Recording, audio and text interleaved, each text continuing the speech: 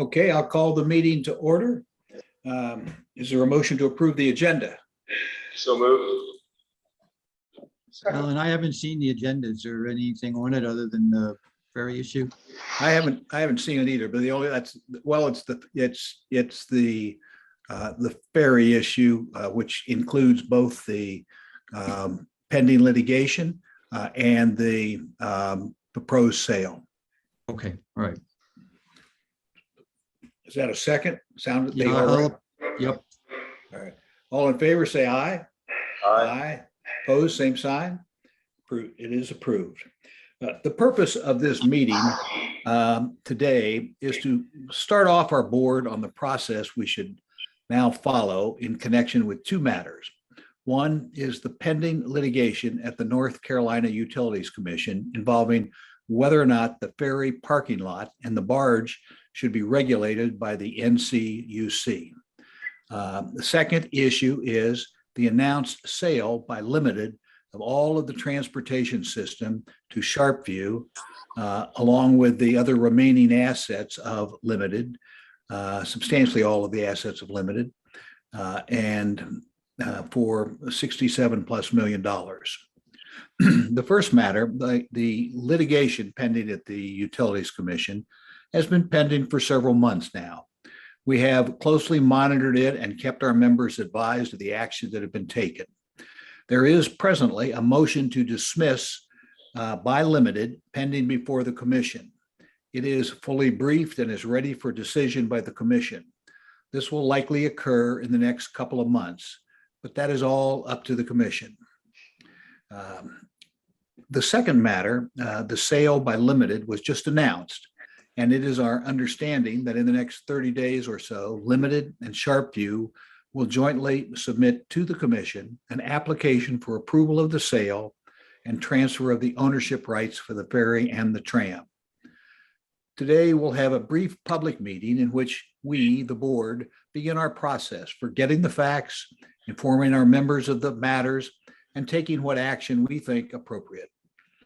At 2:00 p.m. today or shortly thereafter, we'll be pleased to receive any comments any members have as we get started in this process. And thereafter, we will adjourn this meeting. And we, the board, will meet in executive session with the attorney we have engaged to advise us on these matters, Ed Finley. Ed is an attorney in Raleigh who was previously the chairman of the North Carolina Utilities Commissions for, I think, over 10 years. And we hired him several months ago to be in a stand-ready position to advise us in the event it was necessary. On Friday, June 10th at 11 a.m., we will have our regular monthly board meeting, and further discussion of this matter will be on the agenda then. The public is invited to join us then, as well as you are always welcome at our public meetings. I think, as most all of you know, there's two portions of our meetings. One is the executive session, in which we'll have like attorney-client privilege matters, as we now have for today. And secondly, we'll have most all of the hearings relating to violations or any other items that are just personal to any individual's members. With that, let me open the discussion to all of the board meeting. I welcome any with the board. And Robert, I think you had indicated you had several matters you wanted to discuss. Yeah, Alan, what I'd like to do is just a brief kind of overview of kind of what's going on with the four parties. The parties being Limited, the Village, Sharpview, and the BHA. And then maybe throw out some potential idea about how we might proceed with our stakeholders. First of all, with respect to Limited, I think as most people know, they've announced a transaction with Sharpview, which has a total value of 68 million, round numbers, of which they've publicly announced that 56 million out of the 68 is essentially the same series of assets that was offered to the Transportation Authority last year for 48 million.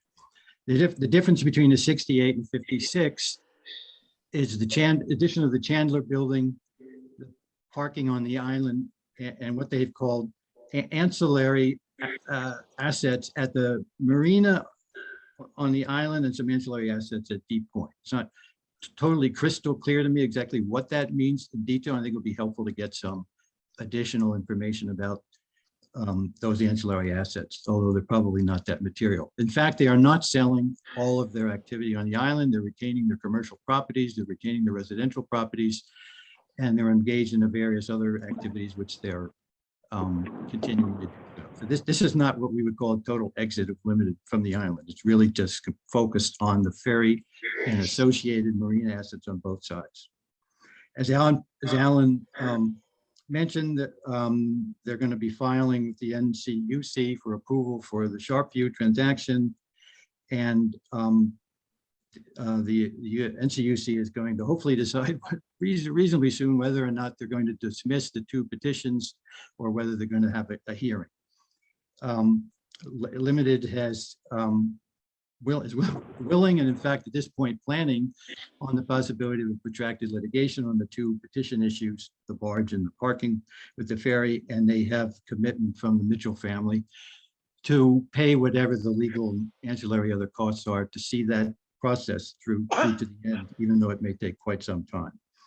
The other thing that Limited is doing, I'm not going to go into any details, but just to say conceptually that they're exploring the possibility of applying other, what I'll call pressure points to the village, if that is, in their view, something that would be helpful or something that they may feel is effective.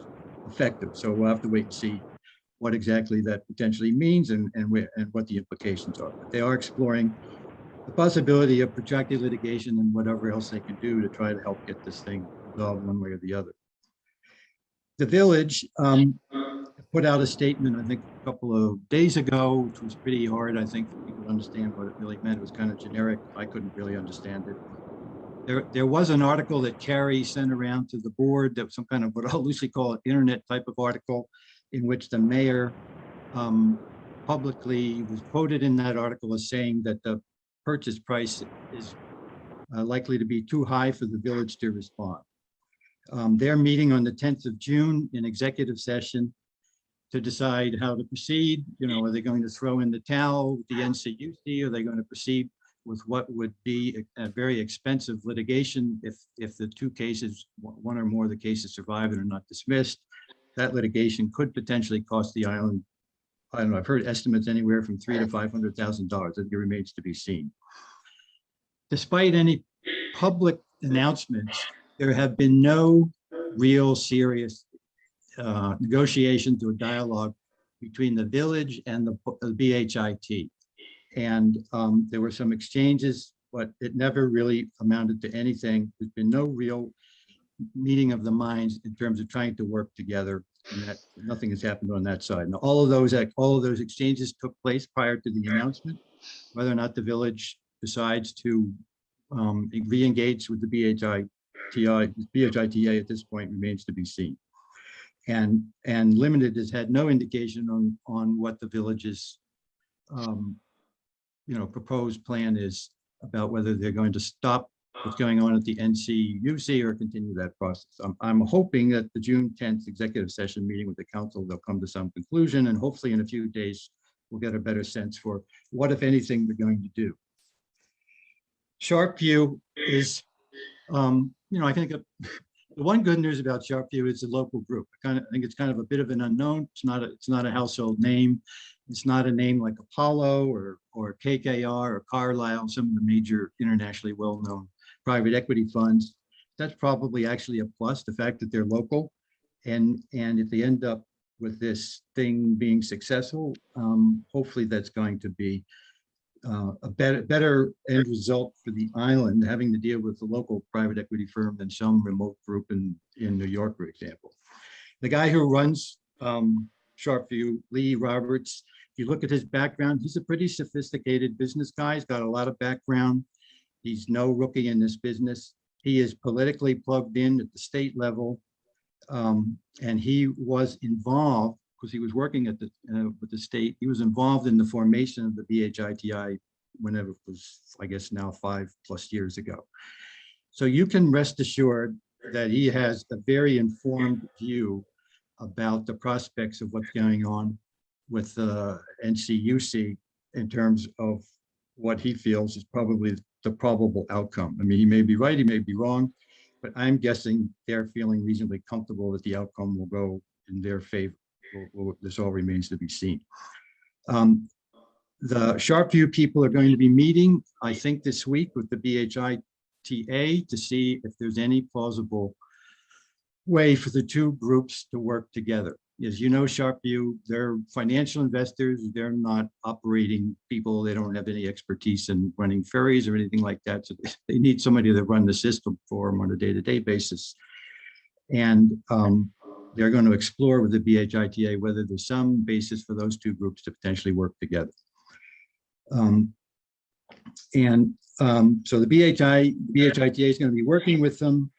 And well, all I would say at this point is if something could work out that between the BHITA and Sharpview, that would give the island at least some representation on what's going on vis-a-vis the four or five board positions that the island has on the BHITA.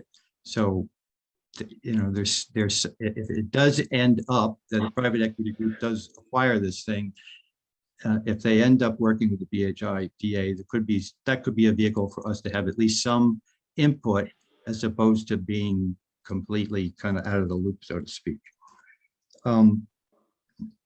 I think there's a lot of information that we don't have. It would be nice to get. And I guess my own personal view would be we ought to invite Lee Roberts to come and have a dialogue with the BHA and with the BHA members in possibly a meeting like this where they make a short presentation about what their plans are and address some specific questions that a number of us have. I have a number of things that I would be asking them. I'm sure many others will. And then have a Q&A session and to try to give our stakeholders a better view of who they are, what their plans are. Are they a long-term investor? Are they a short-term investor? You know, to what extent are they going to interface with us or not? That all of this remains to be seen. And I just think it would be helpful to have a dialogue like that. And my understanding is they are prepared to do that if we ask them to do so. Okay. Hey, Robert, now on this, John Kenny. Robert, from a financial standpoint, I did some back of the envelope math, and it seems to me that the difference between the original 47 million and the current 68 is, first of all, the 20 million, and second of all, the interest rate at which that money will have to be serviced. So, you know, 2 years ago, that would have been about 2%. I'm thinking right now it's about 5. So the delta between what they would have to take in now to service that loan is probably 2 to 2.5 billion more than what it would have been 2 years ago. So that, I mean, just again, back of the envelope math, you're spreading, what's our ridership, 200,000 passengers a year, something like that. It's $10 a passenger. Sound like, I mean, that it's not all going to go into the ferry ticket costs, but that's something like the incremental costs that they have to recover, I think. Yeah, I mean, we're in a situation, if this thing goes through, we'll end up, I mean, the system will end up being sold for 56 versus what could have been sold for 47 or 47.8, whatever it was. The interest rate on any financing that they will have, and that's one of the questions I think we ought to ask them, is to what extent is this thing going to be leveraged up? The interest rate's obviously going to be significantly higher. And yeah, I don't know all the details, but I'm guessing they're going to have to pay Southport real estate taxes that are currently on a $16 million assessed value, which will then go up to a $56 million assessed value. So that'll be another fixed cost. So there are a lot of additional costs that are embedded in the outcome of this, which frankly could have been avoided had it gone the other way a year ago, that will ultimately have to be recouped in the form of higher barge price, ferry price, and/or parking prices. This is just where we are today. Yeah. Okay. Thank you, Robert. John, who else has comments as we're just sort of getting underway? I'll be happy to pass on my own basic thoughts, and that is that this is, again, like a normal, well, it's sort of nothing normal about this. All it's kind of become normal in the last year. But the reality is the basic process we tend to follow is we gather the information. Our overall duty is to get the information to our members, and elicit the views of our members and decide at that stage what will best serve the views of our members. And the forum that Robert suggested is one I agree with. And that is, I believe, inviting the relevant people in here for questions and answers, pretty much the way we've done in the past, is a very successful method. But at least what we will do now is we'll talk with our lawyer with regard to the process that'll be followed at the Utilities Commission. He's very savvy on that. And decide whether there's anything we need to do at this point in time, or we just sort of start our factual gathering of information, keeping our members advised of all of the facts, and then evaluating the views and come up with some guidance as to the direction we want to go. And then in that process, if we decide to have a information session in which we question. I think all of that's good, but we're just getting started. Anybody else have ideas and thoughts before we call on any members who are present for their comments and views? We've received some already in the emails, and we encourage members to send us their thoughts by email or call us or whatever they would like. But any other board member have thoughts at this point in time? Alan, just one other thing, and your comment, Frank, it just triggered in my mind. I think we should probably post all the comments that we got. I know Pam was doing this before, and I think it would be helpful. I mean, people now are going to be, I guess, re-energized on this issue. And so probably we should continue to do that thing that Pam was doing, was periodically, aggregating and posting the kind of email traffic and stuff that we've been getting, so that other members can see what some of their neighbors, so to speak, are thinking. That's all good, Robert. Carol, are you able to follow up to see that gets done? I can do that, yes. Thank you. Anybody else have comments? If not, we'll go to the members. But any other board member have ideas, thoughts, questions? Yes, I certainly don't disagree with anything that Robert said. I think we're being fairly narrow-minded if we focus only on the ferry, especially when the unregulated barge and the unregulated parking are earning EBITDA returns that are 70 to 80% of the revenue. And I think that's one of the things that will never be recovered and will never, ever come down if it's split into 3 fragments with 3 owners, as opposed to, yes, there are added costs associated with the barge, as Robert has so eloquently pointed out, but there are one hell of a lot of profits with the parking and the barge, that if the entire entity was under one owner, could in fact result in a decrease in cost for Bald Head Island property owners and guests. One of the nice things about our board right now is we have some pretty high-powered people on it. In Robert Drumheller, who's a University of Chicago master's in business and finance and years of experience. And we've got Joe Bronner, an engineer from Virginia Tech and with a master's in business from Wharton. So we got high-level talent advising us, and it's a big help. And your comments are appreciated, Joe. Thank you. Any other thoughts or comments from the board? Okay. I'd love to hear what some of the others have to say in the remaining time we have. When you say some of the others, you The mean people are participants or stakeholders. yes, our members. Well, as you know, Robert, in the normal course, once we complete our discussion, we then have time for members' comments. And this would be that time. Any member, I think I'd sort of thought it was going to be one, but at least it is now. Any member we have here who wants to make any comments to give us their views, we would welcome it. And Carol, you'll facilitate how and explain to all how they can then make comments, if you would be so kind. Absolutely. I already have one member online who has their hand raised. So, Mr. Michaels, if you will just unmute yourself and you can make whatever comments you want. And the rest of you online, if you'll raise your hand, and we have quite a few people here in person. Those of you in person, I'm going to ask that you come up here just so that the speaker can pick up your voice so that those online can hear you. So we'll start with Mr. Michaels. Hey, thank you. I hope you can hear me. Just a couple of observations.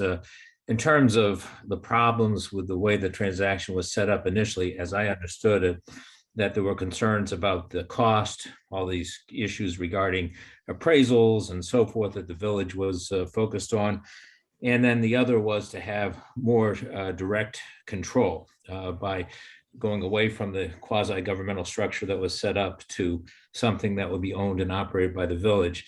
And so the way I see this outcome, and correct me if I'm wrong, because I'm not as close to it as others, is that the financial piece of this is not really showing any difference in terms of what would have been paid under the initial approach.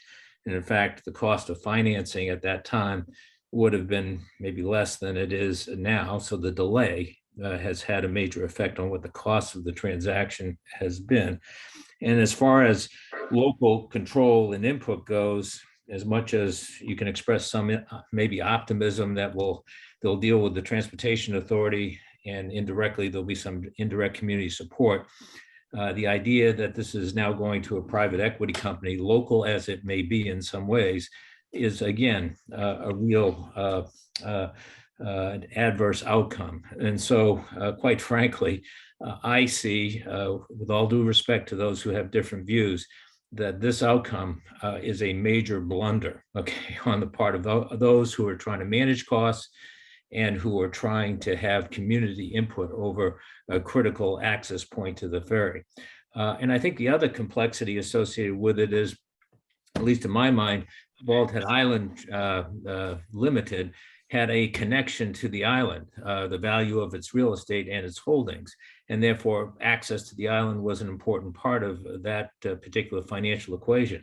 A private equity firm whose financial interests are isolated to the barge and the transportation costs in the parking lot will not have those financial connections to what goes on in terms of the island and the value of the properties on the island. So that's a real concern. And if the answer is that this is all done and everybody can express their grief and disillusionment and and feel better about having done that, the only question I would have is there, short of extended litigation, which has also been a failed process, all right, is there any other strategies to think about out of the box that would change the equation at all? I'm not suggesting to interfere with this transaction and all that would entail.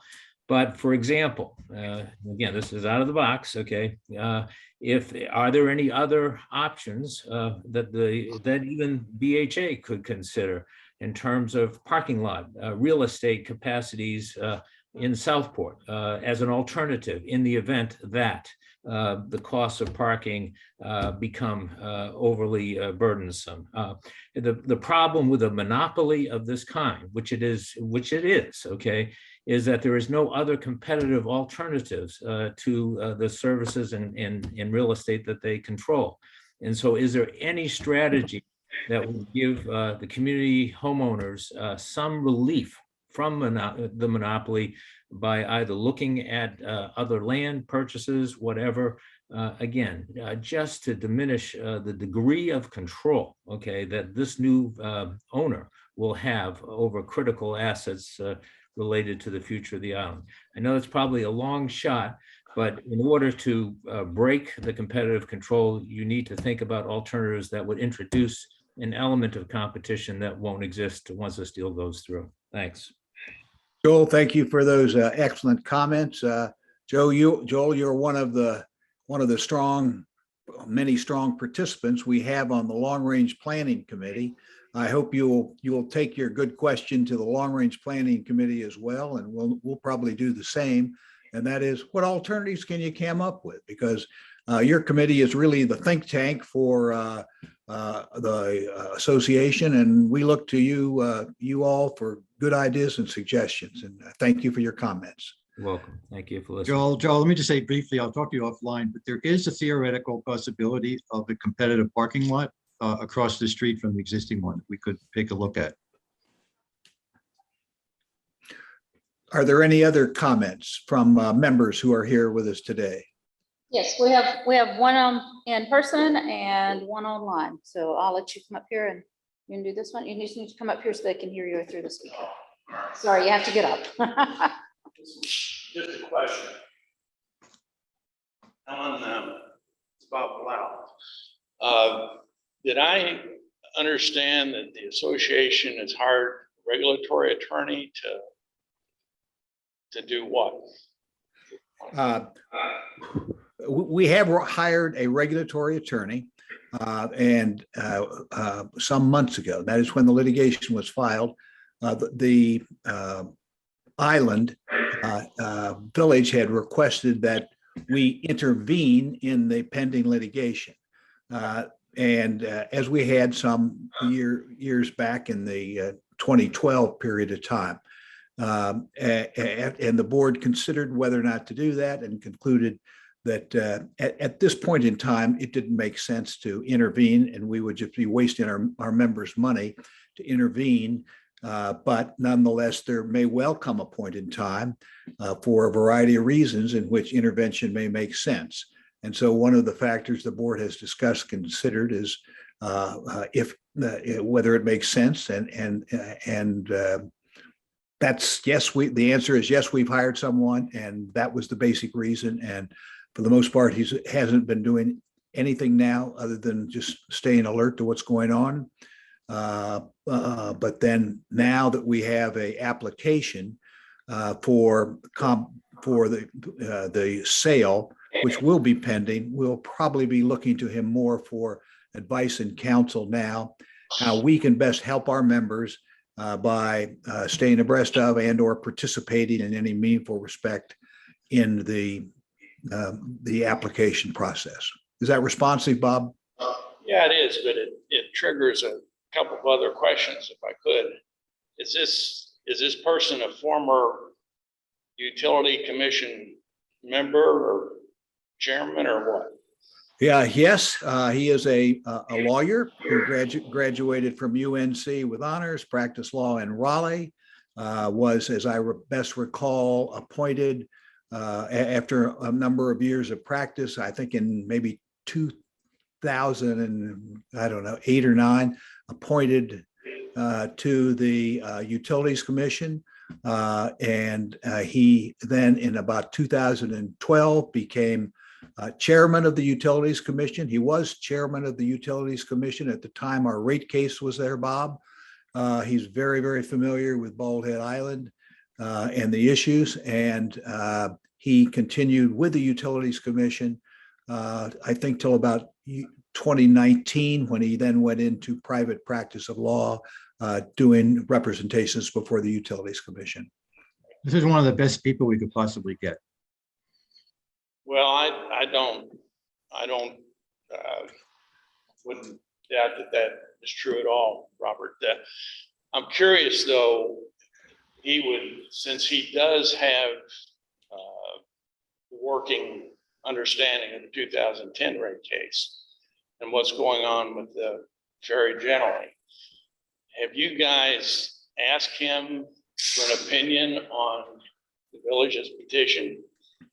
Robert, this is a time, Bob, this is a time for making comment. This is not a question and answer period. I wanted to answer your initial questions, but this is not a chat session. Or you can always call me anytime, and well, I'm happy to talk with you, but we have all the members here now. And so this is a time for you to make comments. I would just make the point, Alan, that, the association is paying this guy. I'm sure he's not cheap, and I'm sure he's good. He understands the background of this entire situation. And it would be interesting to know what he thinks about the merits or lack thereof of the village's petition. Because listening to you guys, it sounds like the association at this point is not convinced that it ought to intervene in the case on the side of the village. And, you know, that because it is a monopoly, and the prior speaker went through this, and it is a private equity firm that has an interest in making a return on whatever they end up paying limited for these assets, that's going to substantially increase parking and barge rates over and above where they currently are. And where they currently are is substantially above where they were 3 years ago. Okay. Robert, That needs to be aired out. Let me just say one other point, Alan, and I'll sit down. I do agree with your observation, and certainly Robert Drumheller's observation. It would be a good idea to get Sharp View guys in here with an opportunity for property owners to ask questions about their intention, what's going to happen with, you know, these assets if this deal is consummated, and if the utility commission doesn't rule in favor of the village's petition, or alternatively, what happens if it does? Okay. okay, thank you for your good comments. Let me just, I can't help myself but responding to one, and that is the only litigation or matter pending before the Utilities Commission now is the lawsuit filed by the village and which the limited has moved to dismiss. We concluded there's no need for us or appropriate for us to intervene in that matter at this point in time. That's a matter of law for the court to decide. There is no application relating to Sharpview at this point in time. There will be.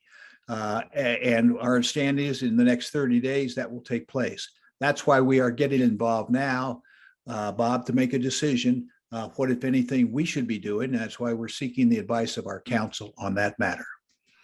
Are there any other comments? Any other members? And I encourage members to make comments. We're delighted you're all here today, whoever's here, and welcome your comments either now or email or however you want to do it.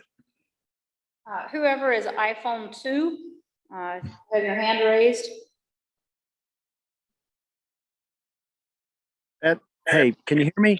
Can you hear me? Yes, we can. Yes. Hey, this is Walter McNary. Sorry, I'm not on video, but I'm sitting at the pool, and you probably don't want to see me. So, I tell you just a couple of brief comments I have. Number one, I agree 100% with what Joel Michaels has said. Number two, I did catch the reference, and Robert Drumheller was speaking about the fact that had this transaction been done a year or so ago, these assets would have been sold for about 10 million less. The transportation assets, the interest carry cost would have been less. I, for one, certainly Alan Briggs, as you know, based on multiple emails I've sent you, I just continue to be so disappointed that the village has put us in this position by being, so adamantly against closing the transaction with BHA Transportation Authority. I think many of us that look at this from an outsider's perspective expected this type of outcome where it would be sold to a private entity, particularly since Chad Paul and the Mitchell family had said they would not sell to the village. I think the best outcome is that all the assets stay together, which they are, and hopefully some of the profits from the barge and some of the profits from the parking can be used to subsidize the ferry as they've been in the past. So I'm really looking forward to that. My one suggestion or comment for the board here is there anything we can consider doing to stop the bleeding from the village's standpoint? The prior speaker made a reference to, hey, we've hired an attorney. We don't want to be spending unnecessarily. I agree 100% with that. I also agree 100%. I don't want the village to be spending unnecessarily and, doing budget overrun addendums and hiring, paying additional legal fees to continue to battle this, until the nth degree. So I would just consider, thinking about that, maybe consulting with our attorney and then figuring out if we can make some kind of comment to the village to, slowly extricate ourselves from this situation and make the closing as smooth as possible and, avoid any unnecessary costs.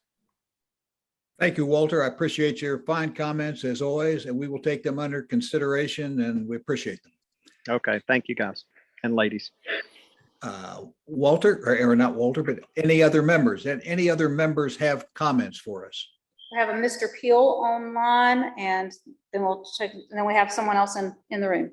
So Mr. Peel. Hi. Hi, thank you thank you for recognizing me. My name is Ron Peel. I've been a property owner of a property on a lot on Shoals Watch that I bought from the Mitchell family back in, I think it's 2004, and have been really more of an observer through this process than an actual participant. I don't want to waste time by repeating the comments. Again, I thought Mr. Joel Michaels' comments spot on. I could not be more aligned with his sentiments, and the gentleman who just spoke from the pool side also. I agree very strongly with what he says. I surmise that we are in a we're in a very difficult and frankly unfavorable position, being really subject to the control of this private equity fund that has no real alignment with us. Clearly, they've got a $68 million investment that they've got to generate returns on. There's no other buyer. I think one takeaway they'll have from this process is that this is not an easy asset to transfer. So, they're not going to, get their returns through a subsequent sale of these assets. They're going to get their returns through basically the tolls they're going to inflict upon, those of us that have invested in Bald Head Island, that seek it as a place to live, seek it as a place to vacation and seek it for enjoyment. And, they're just the troll under the bridge who's, going to charge us as, at their will. And so I guess my only real question on this or request on this is I frankly don't believe the efforts of trying to block the transaction or any of those will ever have any effect, because we just aren't sufficiently funded to have a meaningful seat at the table.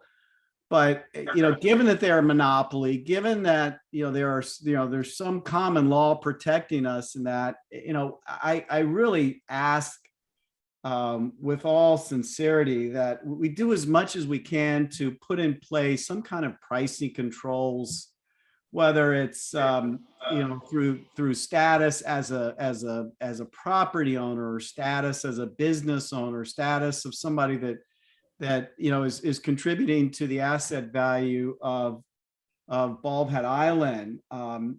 That either there's control across the board or there's control for the specialty groups. But I for one, I still have plans on building a home there, and I just don't want to have to pay this troll under the bridge every time I want to send supplies to the island, every time I want to go visit the island, just so they can make their targeted return off of their $68 million investment. So to the extent that we can sort of galvanize this effort around some meaningful long-term pricing controls, frankly, I just think that's the only best course of action that we have. And thank you for letting me make these comments. Thank you, Ron. Thank you for your very fine comments. We appreciate them. Are there any other members who have comments that they would like to make at this time? Yes, sir. We have two more. Great. Hello, this is Barbara Grant. I'm in Flores Bluff, Killigray Ridge. First of all, thank you for allowing us to be here. Alan, you mentioned the diversity of experience that people have. I come to this village from the defense industry, and we typically talk about peace through strength. And I think understanding what it is that we want, what our vision is important. I think we all feel a little on the sideline, and therefore being front and center with exactly what we want, what's important to us as homeowners. The quality, it's not just the price, it's also the quality and safety of the equipment. And I think that you folks on the board in the past have put together a set of priorities. You asked for our inputs and have set those for the association. I think now is the time to assemble that and put that forth and do it clearly and with force. I don't consider that we're necessarily in an unfavorable position. I think that we have a lot of voices. We have a lot of voices throughout the state of North Carolina. There's billboards around I-40. So I think we should be creative in clearly stating our vision for the island, and I don't think it's too late to get in the fight. I really appreciate Joe's comments about an alternative parking lot. That's exactly what our military would do. We would come in with, you know, you're going to have this. This is how we're going to counter that, and be able to understand what it is that we could put forward to put to work with the new owners and side by side, so that we can live in peace, but have them and their vision shaped not just by what they and their investors want, but to hear our voice and what we want. And to do so in a position that also challenges them and challenges their monopoly in whatever ways we can. I don't know the details. I understand this particular building. We plan to invest to expand it.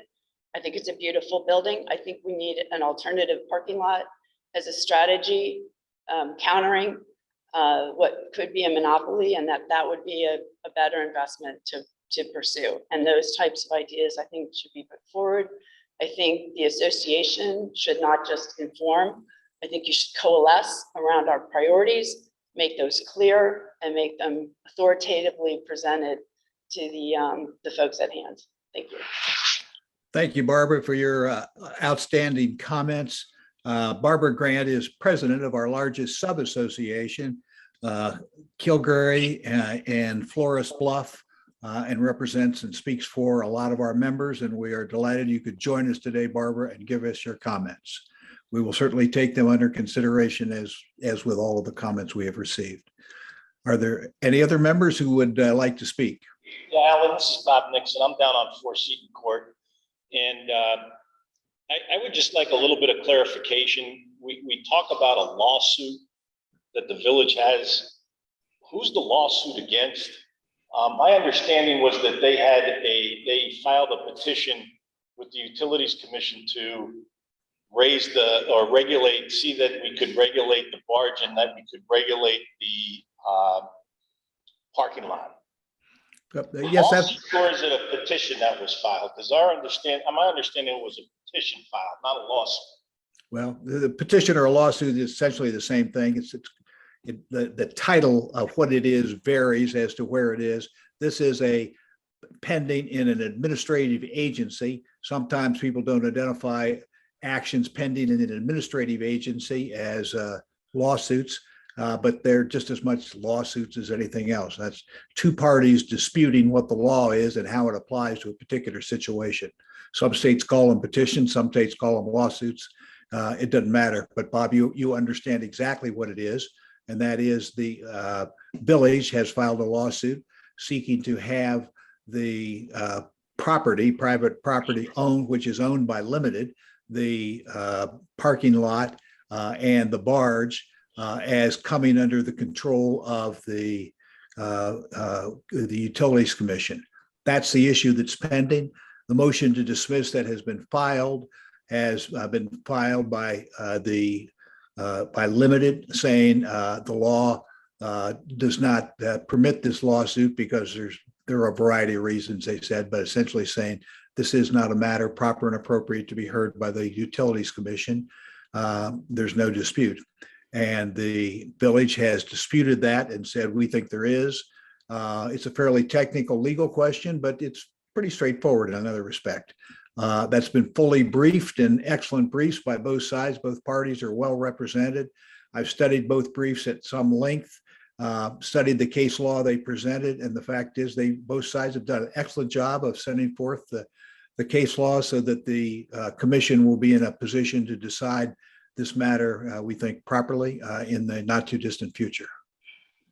And Alan, if we believe that probably in all likelihood, I mean, there's an agreement in place, and the worst thing we can do is somehow legally, whether it's the village, whether it's the association, it doesn't sound like the association's going to do this, but getting involved in trying to break up a contract between a private equity partner that's in place, I can promise you that will have a lot of blowback legally back on whoever tries to break that up. And so staying out of that, I can understand it. What I don't understand, and I would kind of request that as you talk with your attorneys today, is that when we've heard from a couple of other members, the only way we protect ourselves as homeowners here on the island is if we can make our best efforts to get the parking lot, the barge regulated.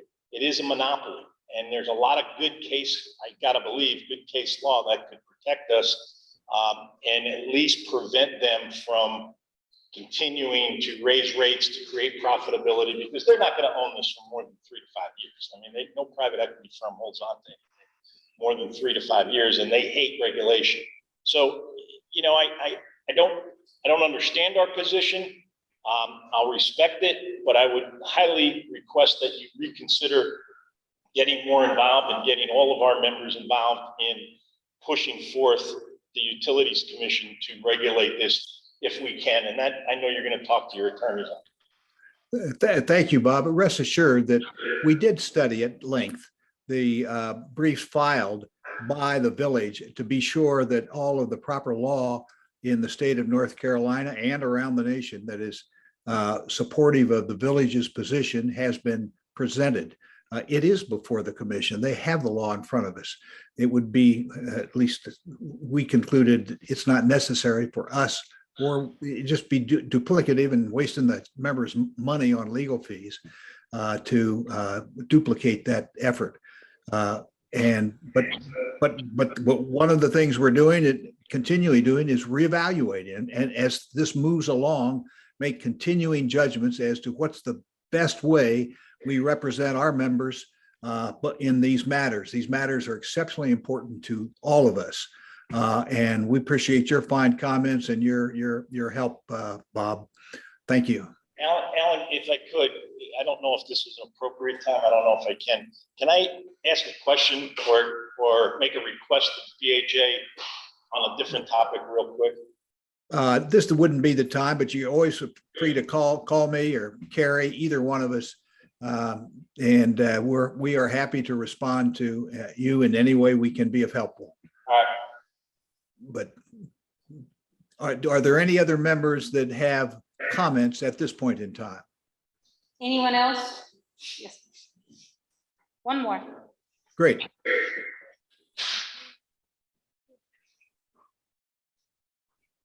Hi, all. I'm Carmen Muggy. I'm also in homeowners in Flores Bluff. I have a couple of questions or comments. One is, I think the dispute over the purchase of the transportation system has really been all about valuation, right?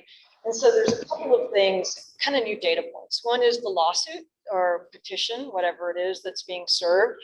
If it goes in the favor of Bald Head Island homeowners and the parking and barges get regulated, I would imagine the valuation of this purchase is going to go down.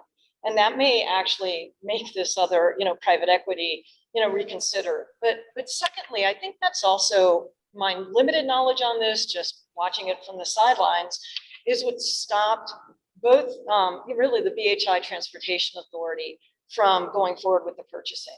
And so it seemed to me a lot will get settled maybe in the next month or so in this regard, but couldn't we re-engage, if not the village, to try to ante up, but also BHI Transportation, and lobby with the government to say, look, okay, this is now settled. This valuation is now a fair valuation because there's a market out there somebody is willing to pay for. So let's go back and re-engage with BHI Transportation, possibly, or the village. I agree. My biggest concern with private equity is that in the end, they may sell off the assets in the future, and they may, depending on how this ruling goes, they may break up these assets. And it will only further, even though today it's an private equity firm purchasing the entity, in the future, it doesn't necessarily mean that's how it's going to stay. So, my question is, one, in the next month or so, when this petition gets resolved, it may better help us understand the valuation of what's being purchased. Secondly, can't we re-engage with BHI Transportation in whatever form, whether it's lobbying, letter writing, saying, look, this is a critical time. We need to re-engage. We need your help. Because personally, I think private equity is the worst possible answer for the purchase of this entity.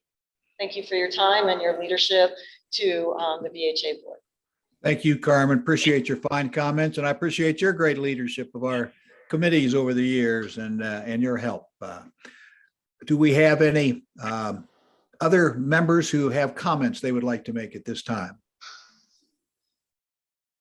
No one online has a hand raised, and I'm looking through the room. No one's making any motion. In fact, I see some heads shaking. So I think. Okay. Okay. Thank you. Is there a motion now to adjourn by the board? So moved. So moved. Is there a second? Second. All in favor, say aye. Aye.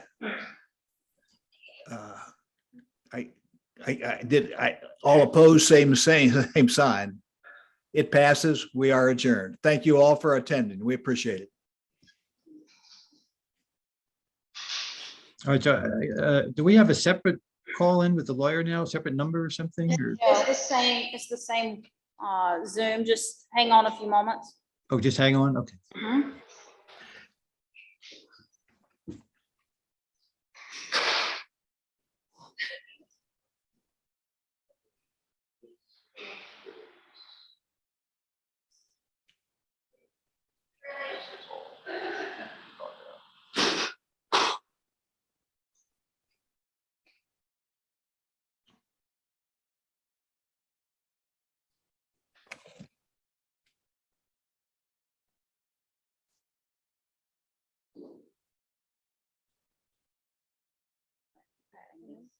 He's not on here. I was watching. I don't have anything for him yet. I do think, I don't know how much of the information, some of the basic information we have.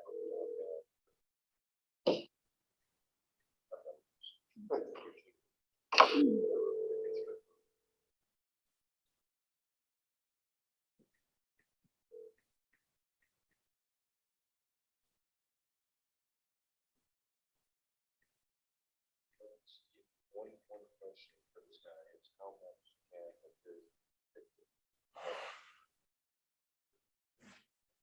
Mr. Finley? I don't know that, but I know it's very price. Prices will continue to be regulated. Right, so that's got a cap on it. It doesn't Send have a something to cap, him, it's maybe. parking. So, I mean, you can, I don't know what kind of return these guys are looking for. Back into what the numbers are gonna be, that they have to increase or parking costs in order to get whatever return they're committing to their investment, which has got to be,